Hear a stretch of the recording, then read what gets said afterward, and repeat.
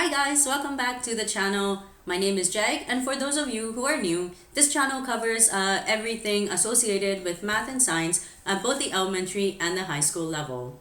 So thank you for joining me. And in today's class, we are going to continue with our grade 10 math content, and we're going to move on to the analytic geometry section on the equation of the line. So with that, let's get started. Again, we're going to try some of the examples from the textbook.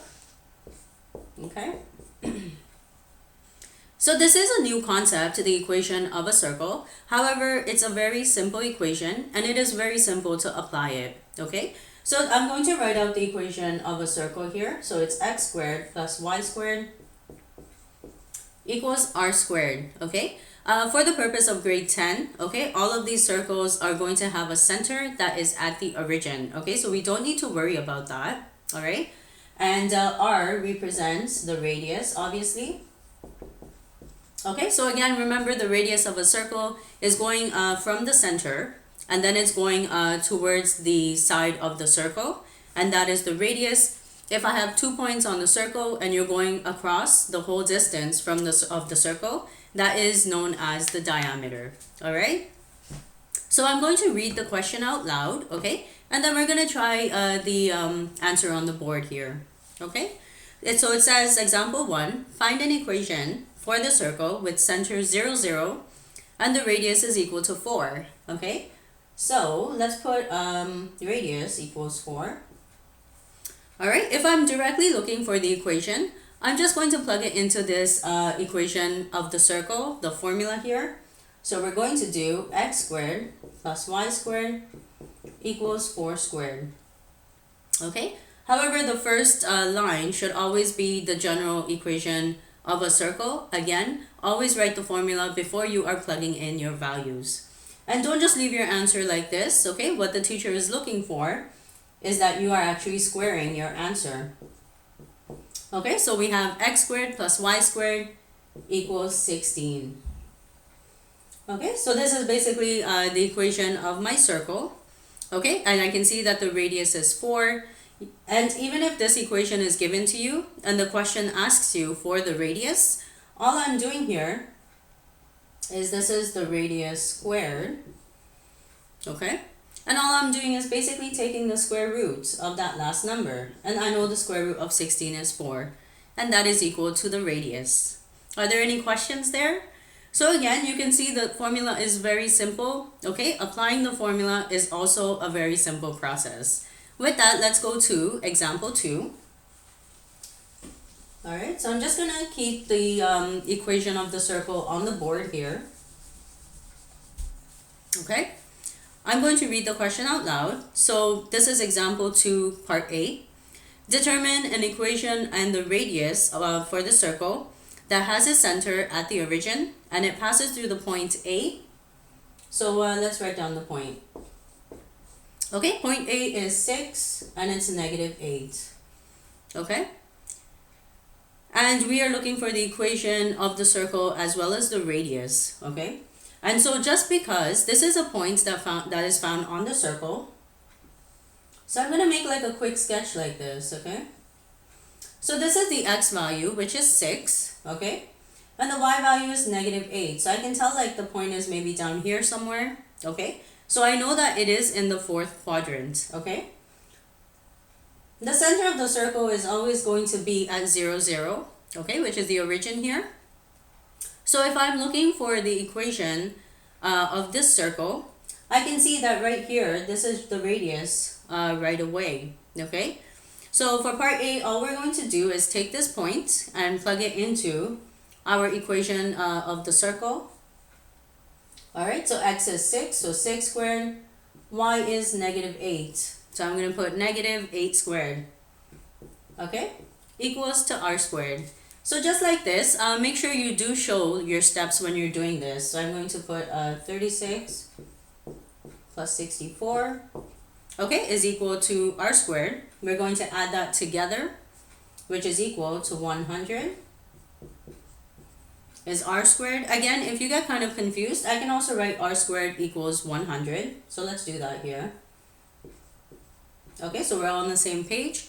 And just like before from the first example, as I was showing you, to find the radius, I just need to take the square root of 100. Okay, and the square root of 100 is 10. Alright, so I'm just going to take out this circle here as it was just an example.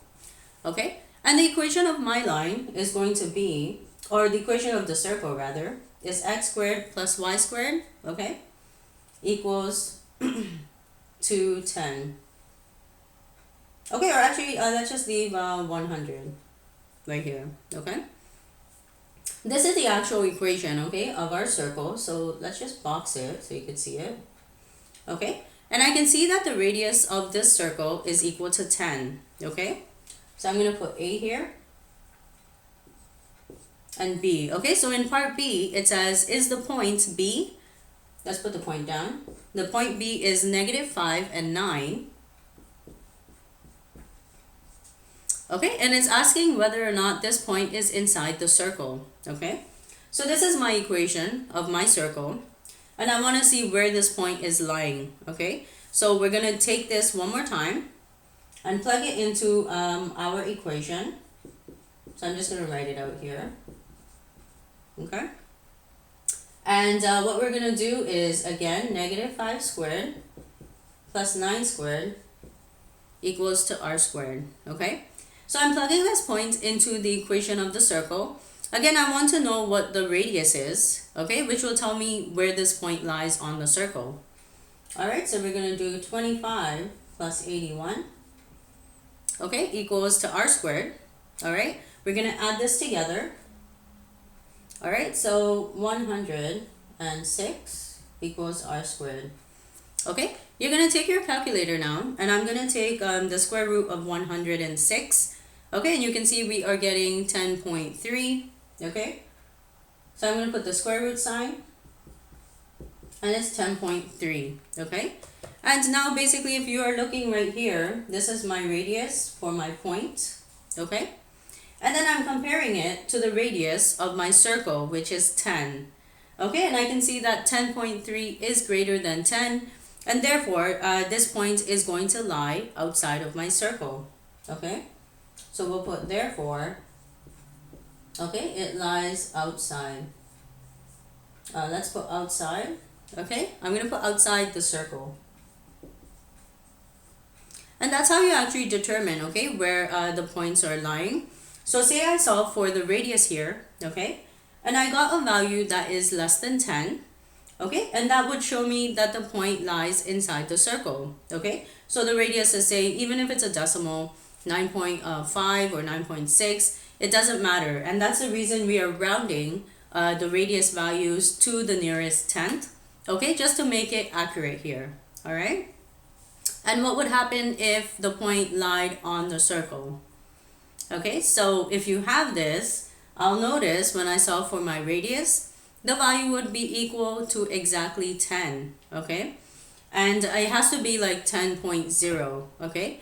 It can't be 10.1, and even if it's something like that, like 10.1, the point is still going to be considered to be found outside of the circle.